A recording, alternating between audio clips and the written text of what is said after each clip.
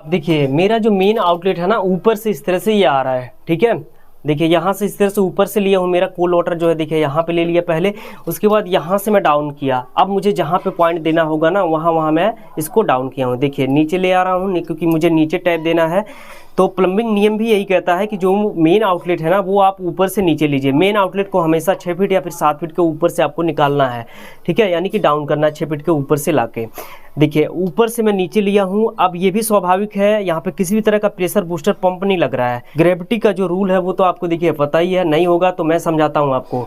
अब देखिए यहाँ पे जो टैंक है ऊपर लगेगा, टैंक का जो स्वाभाविक प्रेशर है, पानी जब गिरता है ना तो वो सीधा नीचे ही आएगा। अब देखिए मेरा पानी जो है ऊपर से इस तरह से नीचे आ रहा है और मुझे टैप देना है यहाँ पे 3, ठीक है। तो ऊपर से पानी आएगा और यहाँ पे गिरेगा। और लोग क्या करते हैं, देखिए यहाँ पे मेरा जो आउटलेट है ऊपर से घूम रहा है और लोग देखिए यहाँ पे ये जो पाइप दिख रहा है ना आपको, इसी तरह से करते हैं। यहाँ से पहले सबसे पहले जो मेन आउटलेट है ना देखिए वो इस तरह से लेके आएंगे। अभी ये मोटर का है, मान लीजिए ये कोल्ड वाटर है टैंक वाला, तो वो क्या करेंगे, इसको इस तरह से नीचे लाया, नीचे लेके आया, उसके बाद जहाँ जहाँ पॉइंट देना है इस तरह से उठाते जाएंगे।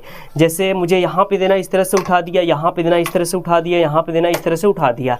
तो जब मुझे पॉइंट को यहाँ पे देना है तो पाइप को नीचे लेने की ज़रूरत क्या है। नीचे अगर आप लेते हैं तो फिर उस केस में क्या होगा, एक तो पाइप आपका एक्स्ट्रा लग रहा है, अगर 2 फीट उठा रहे हैं तो 2 फीट एक्स्ट्रा लग रहा है, 3 फीट उठा रहे हैं 3 फीट लग रहा है। लेकिन पाइप जो लग रहा है वो तो लग ही रहा है। उससे सबसे बड़ा समस्या ये है ना कि प्रेशर पूरा चौपट हो जाता है, डिक्रीज हो जाता है। क्योंकि देखिए समझिए, ध्यान से समझिए, पानी का फ्लो ऊपर से नीचे हो रहा है, ना कि नीचे से ऊपर।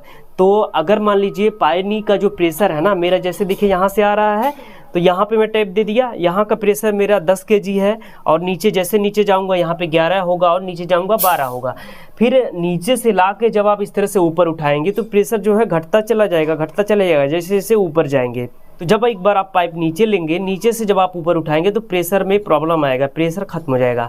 अब लेकिन यहाँ पे जो है कम पैसे में काम लेते हैं, कैसे किस तरह से उनका एडजस्ट होता है वो बताता हूँ आपको मैं।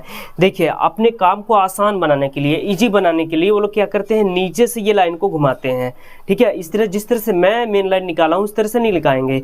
मुझे जो है ये वीडियो के माध्यम से आपको एक्सप्लेन करना है, इसलिए मैं बिल्कुल प्रॉपर तरीके से काम करवाता हूँ। जिनको गंदा काम करना है, ठीक है, वो यहाँ पे नीचे से लेंगे, उनका काम आसान हो जाएगा। कैसे आसान होता है समझिए। देखिए अगर आपको नीचे से कटिंग करना है तो हेल्पर की ज़रूरत नहीं पड़ेगी, अकेले कटिंग भी कर देगा, अकेले यहाँ पे चिपिंग भी कर देगा, अकेले यहाँ पे फिटिंग भी कर देगा। हेल्पर की रिक्वायरमेंट ही यहाँ पे नहीं हो गई। लेकिन अगर यही जो मेन आउटलेट आप देख रहे हैं ना, देखिए यहाँ पे ऊपर से अगर निकालना है तो इसके लिए आपको लैडर की ज़रूरत पड़ेगी। लैडर मतलब सीढ़ी की ज़रूरत पड़ेगी, हेल्पर की ज़रूरत पड़ेगी। जब आप फिटिंग करेंगे, चिपिंग करेंगे तो भी लैडर की ज़रूरत पड़ेगी। तो एक बंदा नीचे होगा और कारीगर यहाँ पे ऊपर होगा प्लम्बर फिटिंग करने के लिए। वो नीचे से सॉल्वेंट पकड़ाएगा, उसके बाद वो लगा कि इस तरह से यहाँ पे फिटिंग करेंगे। तो कुल मिला के ऊपर से जब आप आउटलेट निकालेंगे ना तो बहुत ज़्यादा समय लगता है। और जो नए प्लम्बर होते हैं और भी गलतियाँ करते हैं, वो इस तरह से 45 नहीं लगाएंगे। 45 लगाने में समय लगता है, मेजर करने में टाइम लगता है। जो नए लड़के हैं वो जो है काट के फेंक देते हैं कई बार।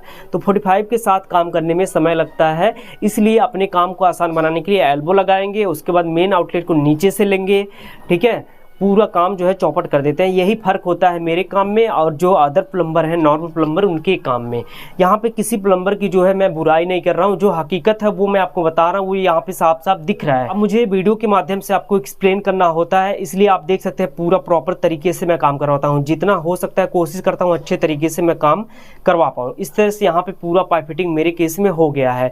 अब कस्टमर के लिए एक बात बता दूँ, कुछ कस्टमर को लगता है ना कि जो परफेक्ट काम करवाऊँगा तो वो आसान हो जाता है, पैसा मेरा कम लगेगा, वो ये सोचते हैं। लेकिन परफेक्ट तो काम होता ही नहीं है। ये बना बनाया रूल है, कहीं कहीं पे बना दिया गया कि इतने रुपए फिट में काम करूंगा। क्योंकि अगर लग्जरी बाथरूम आपको बनाना है तो पाइप तो एक बाथरूम के अंदर लगता 3 ही है और टाइम इसमें जो है 2-2 दिन लग जाते हैं, 3-3 दिन लग जाता है। तो फिर वहाँ पे फिट का मतलब क्या हो गया? फिट का तो कोई रूल ही नहीं है। वहाँ पे 3-4 लाख का डाइवर्टर लग रहा है तो वो फिट पे थोड़ी काम होता है, ठीक है। प्लम्बिंग जो है एक बहुत बड़ा चैप्टर है, इलेक्ट्रिकल प्लम्बिंग बहुत बड़ा चैप्टर है, आपको समझना चाहिए। और एज ए प्लम्बर वीडियो को देख रहे हैं तो आपको भी ध्यान से समझना चाहिए। अपने आप को, खुद को आप पहचानिए, फिट पे काम नहीं होता है। देखिए लेकिन जो मैं आपको बताता हूँ, जो रूरल एरिया में या फिर लोकल एरिया में जो काम करते हैं प्लम्बर फिट पे, वो किस तरह से कस्टमर के लिए नुकसानदायक है बताता हूँ आपको। देखिए प्लम्बर अपनी रनिंग फिट को बढ़ाने के लिए पाइप को उल्टा सीधा घुमा देंगे ताकि जो है अगर 200 फीट पाइप लग रहा है तो 200 की जगह पे 250 कर देगा, 240 कर देगा। ठीक है, इसमें उसका फ़ायदा तो हो जाएगा प्लम्बर का, क्योंकि 50 फीट के पैसे एक्स्ट्रा मिल जाएंगे, लेकिन कस्टमर का पाइप नुकसान होगा और कस्टमर का जो प्रेशर है वो नुकसान होता है, तो कुल मिला के कस्टमर का ही नुकसान होगा। ठीक है, उल्टा सीधा काम करके प्लम्बर चला जाएगा। तो कभी भी आपको गंदा काम नहीं करना है, इस तरह से काम करना है जिस तरह से यहाँ पे मैंने आपको बताया है। ठीक है, अगर आपको अपनी ब्रांड वैल्यू, अच्छा ब्रांड वैल्यू बनाना है, मार्केट में आगे का लंबे समय तक टिके रहना है, तो इस तरह से काम करना है। गंदा काम, घटिया वाला काम नहीं करना है। प्लम्बिंग का जो नियम है ना, वो ऊपर से कहता है कि आप ऊपर से मेन आउटलेट को निकालिए। पानी का फ्लो जब मेरा ऊपर से नीचे हो रहा है तो नीचे से ऊपर को पाइप को क्यों उठाना है। तो इस तरह से यहाँ पे कॉमन बाथरूम का पाइप फिटिंग पूरा कंप्लीट हो गया है। रेड लाइन का एडवांटेज मैं आपको बता दे रहा हूँ, यहाँ पे रेड लाइन पाइप के ऊपर क्यों दिया गया है। आप देख सकते हैं जितना भी पाइप फिटिंग है रेड लाइन बिल्कुल फ्रंट पे दिख रहा है। तो ये क्यों दिखता है, क्या दिखाने के लिए है? नहीं, इसके टोटल 3 एडवांटेज मैं आपको बताऊंगा, आपको ध्यान से समझना है। देखिए यहाँ पे ये जो रेड लाइन दिख रहा है, इसका सबसे मेन एडवांटेज ये है कि यहाँ पे ये दर्शाता है कि इस पाइप में आप हॉट वाटर, कोल्ड वाटर दोनों ले जाएंगे। सेकेंड एडवांटेज इसका ये है कि ये प्लम्बर के काम को बनाएगा। थर्ड एडवांटेज ये है कि ये कस्टमर का फिटिंग नुकसान होने से बचाएगा। कैसे कस्टमर का फिटिंग नुकसान होने से बचेगा, आप समझिए। मान लीजिए मुझे 2 फिटिंग को आपस में कनेक्ट करना है, तो देखिए एक टी को इसको इस डायरेक्शन में कनेक्ट किया, उसके बाद नीचे वाला टी, देखिए नीचे वाले टी को मैं यहाँ पे रेड लाइन जो है टी से, यहाँ पे टी के ऊपर एक धारी होगा, धारी नहीं होगा तो आप सेंटर पॉइंट मिलाएंगे, इस तरह से कनेक्ट कर देंगे। रेड लाइन जब मिला के प्लम्बर काम करेगा ना तो काफ़ी तेज़ी से काम होगा। और यहाँ पे जब रेड लाइन मिला के प्लम्बर काम करेंगे तो कस्टमर का जो फिटिंग है ना वो ख़राब नहीं होगा। ठीक है, तो इस तरह से 3 एडवांटेज हुआ। प्लम्बर के काम को आसान बना देगा ये रेड लाइन जो है, नहीं तो प्लम्बर इस तरह से रख के देखते हैं सीधा हुआ कि नहीं है, तिरछा है कि सीधा है। इस तरह से ये ज़्यादा करना नहीं पड़ता है। एक बार रेड लाइन मिलाया, उसके बाद एक बार रखेंगे, हल्का सा घुमाएंगे, उसके बाद काम हो गया।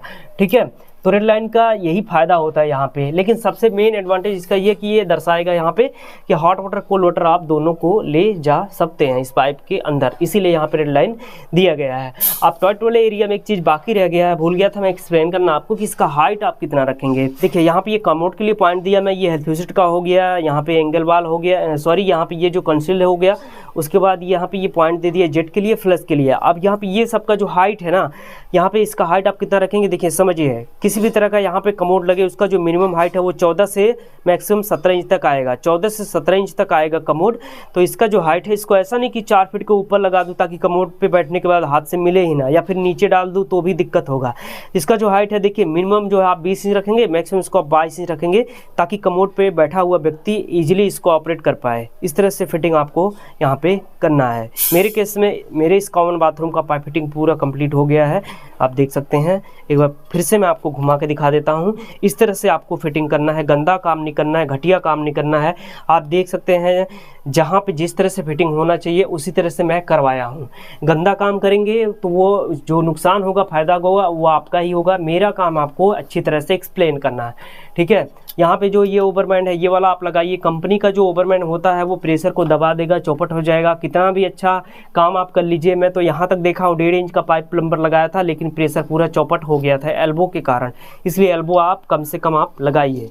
देखिए इस तरह से फिटिंग यहाँ पे हुआ है, देख रहे हैं ना। मेरा जो मेन आउटलेट है यहाँ पे इस तरह से ऊपर से लिया हूँ। लोग यहाँ पे क्या करेंगे, नीचे से पाइप लेते हैं, तो गंदा काम आपको नहीं करना है। इस तरह से पाइप फिटिंग मेरा कंप्लीट हो गया है।